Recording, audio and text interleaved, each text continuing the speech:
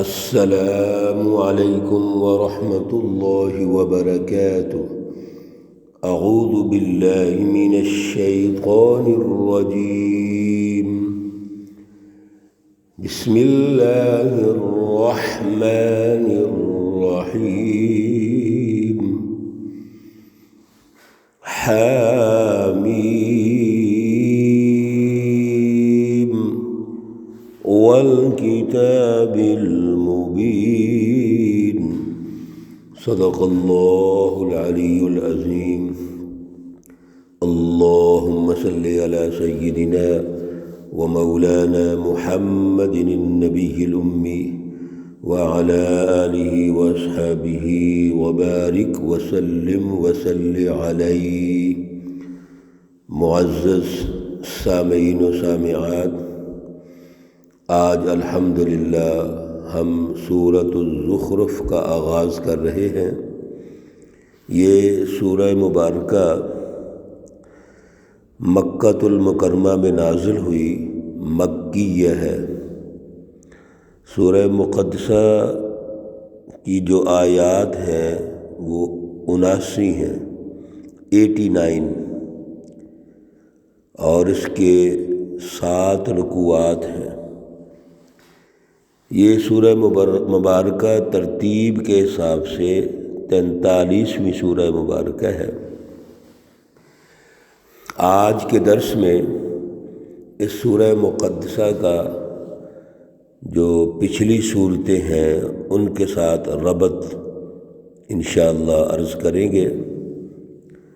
حوامیم سبع میں سے یہ چوتھی سورہ مقدسہ ہے۔ اس سے پہلے 3 صورتیں ہم وہ پڑھ چکے ہیں، ان کا مطالعہ کر چکے ہیں۔ سب سے پہلی جو صورت تھی وہ سورۃ المؤمن تھی۔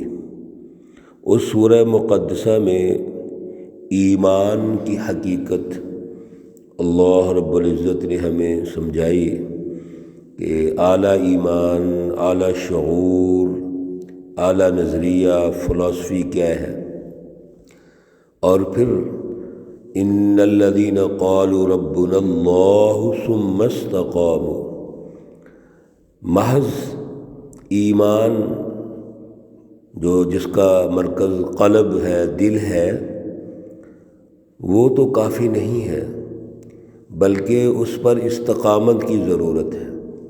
اگر کسی نے کہا کہ ہمارا رب اللہ ہے، کوئی بھی جماعت کہتی ہے، تو پھر دیکھنا یہ ہے کہ ثم استقاموا، کہ اس ایمان کا جو اظہار ہے وہ اقرار باللسان، زبان سے اس کا اقرار ہوگا، وتصدیق بالقلب، اور مرکز اس کا دل ہے، اس سے یقین ہوگا، اور تیسرے نمبر پر عمل بالجوارح ہے کہ اس اعلیٰ فلسفی کا سسٹم قائم کرنا ہے، اس کا نظام قائم کرنا ہے، اور جب اس کا نظام قائم کریں گے تو دشمن طاقتیں مقابلے پہ آ جائیں گی۔ تو پھر ہم نے کیا کرنا ہے، اس کا طریقہ کار کیا ہے؟ سورۃ حامیم السجدہ میں اس کی استقامت، اس کی تلقین کہ ثم استقاموا تتنزل علیہم الملائکہ، جب آپ ایمان پر استقامت دکھلائیں گے تو پھر اللہ کے فرشتے نازل ہوں گے، یعنی اللہ کی رحمتیں اور برکتیں نازل ہوں گی، اور جو پہلے سے ظالمانہ، کافرانہ، مشرکانہ، منافقانہ نظام موجود ہے وہ ختم ہو جائے گا۔ وہ باطل تھا، اب حق آ گیا ہے، ایمان پر استقامت نمایاں ہو گئی ہے، تو باطل وہ ختم ہو جائے گا۔ اذا جاء الحق زہق الباطل۔ اب سوال یہ پیدا ہوتا ہے کہ اس ایمان پر جو استقامت ہے، اور استقامت کے نتیجے میں اللہ کے نظام کا قیام کیسے ممکن ہوگا؟ اس کے لیے ایک سچی جماعت کی ضرورت ہے۔ سورۃ الشورى میں وہ سیاسی نظام جس کے ذریعے سے اللہ رب العزت کی بالادستی ہوگی، ایمان اور اعلیٰ نظریہ غالب ہوگا، اللہ کی پہچان غالب ہوگی، معاشرے کا ربط اور جوڑ اللہ سے پیدا ہوگا، اور معاشرے میں عدل، انصاف، مساوات، حقوق انسانیت، امن و امان قائم ہوگا، تو پھر یہ جتنا بھی نظام ہے یہ اللہ کی طرف سے ہوگا اور اس میں اللہ کی رحمتیں اور برکتیں نازل ہوں گی۔ اس کے لیے ایک سچی جماعت کی ضرورت ہے۔ بغیر جماعت کے دنیا کے اندر کوئی نظام قائم نہیں ہو سکتا۔ لہذا سورۃ الشورى میں اللہ رب العزت نے رسول اللہ صلی اللہ علیہ وسلم کے حوالے سے ارشاد فرمایا، فَلِذَلِكَ فَادْعُ وَاسْتَقِمْ كَمَا أُمِرْتَ، کہ آپ اس اعلیٰ پروگرام کو عمل میں لانے کے لیے دعوت دیں، اور دعوت جب دینی ہے تو اس میں مستقل مزاجی ہے، آپ اس پر قائم رہیں گے، یعنی آپ دعوت بھی دے رہے ہیں، اعلیٰ اصولوں کو عمل میں لانے کے لیے، اعلیٰ فلسفی اور ایمان کو عمل میں لانے کے لیے دعوت دیں گے، اور پھر اس کو غالب کرنے کے لیے مستقل مزاجی دکھانی ہے۔ ظالم جو طاقتیں ہیں ان سے کوئی کمپرومائز نہیں ہونا چاہیے، اس لیے فرما دیا وَلَا تَتَّبِعْ أَهْوَاءَهُمْ، ان کی خواہشات کی پیروی نہیں کرنی۔ وہ تو چاہیں گے ظالم اور کافر اور مشرک اور منافق طبقات، حزب الشیاطین، شیطانی جماعتیں یہ چاہیں گی کہ آپ ان سے کمپرومائز کر لیں، کوئی صلح کا پروگرام بنا لیں، لو اور دو کی پالیسی اختیار کر لیں، جیسے ہر دور میں فرعونی نظام نے یہی کام کیا۔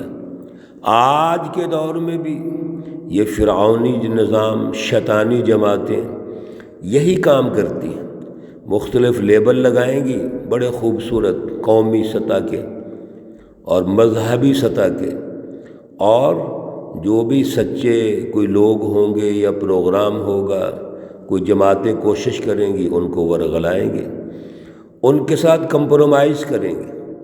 اگر وہ کمپرومائز نہیں کرتے تو ان کو تکلیفیں پہنچائیں گے، پریشان کریں گے۔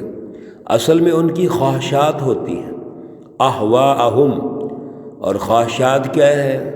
ظلم کا نظام قائم کر کے ناجائز اختیارات استعمال کریں، اللہ کے وسائل پر قبضہ کر کے خود امیر سے امیر ہوتے چلے جائیں اور لوگوں کو غریب رکھیں۔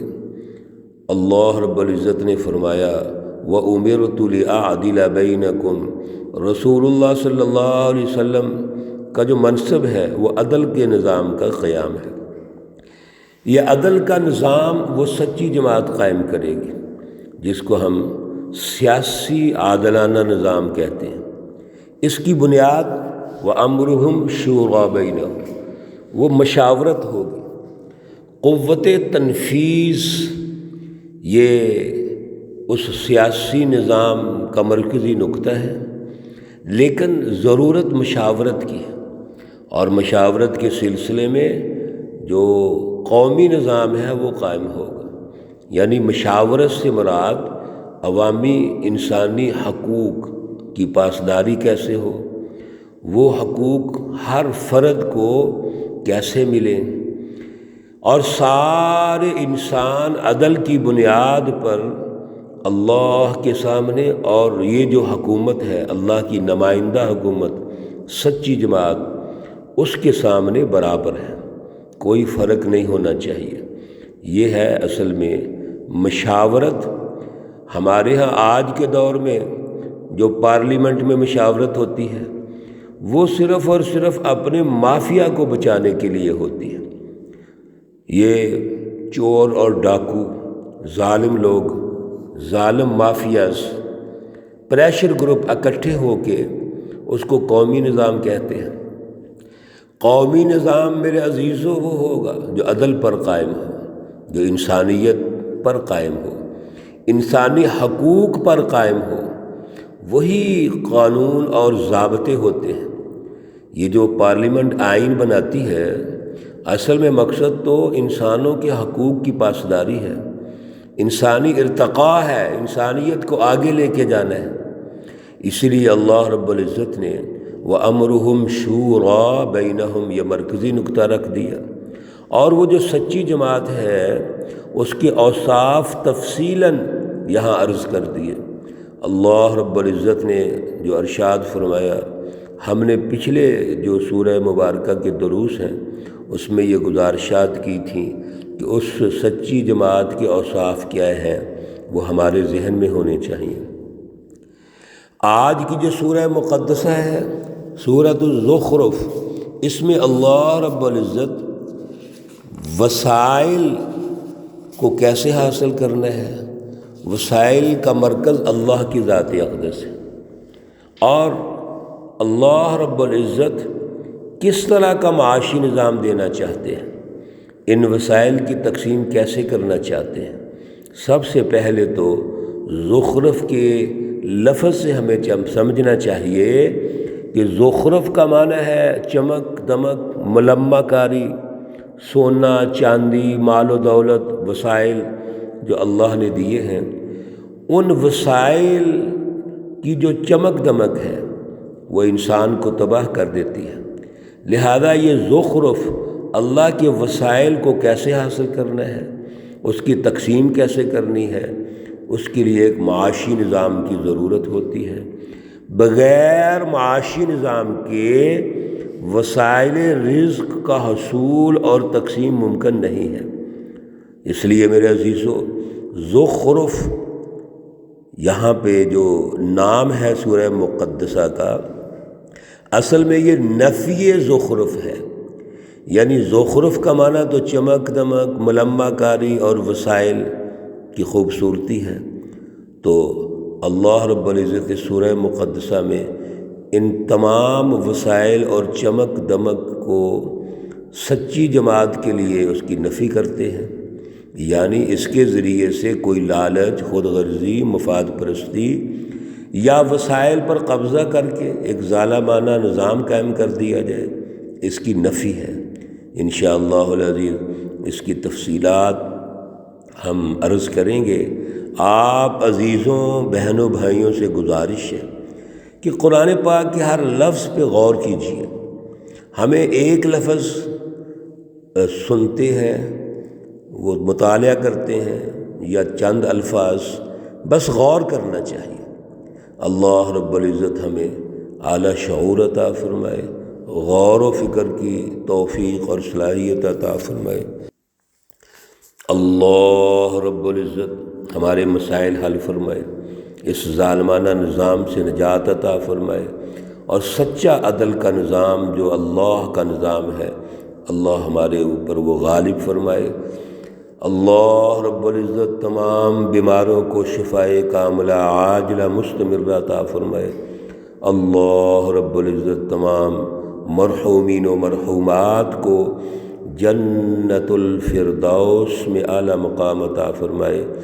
ربنا تقبل منا انك انت السميع العليم وتب علينا انك انت التواب الرحيم، وصلى الله تعالى على النبي الأمي محمد وعلى آله وأصحابه أجمعين برحمتك يا أرحم الراحمين۔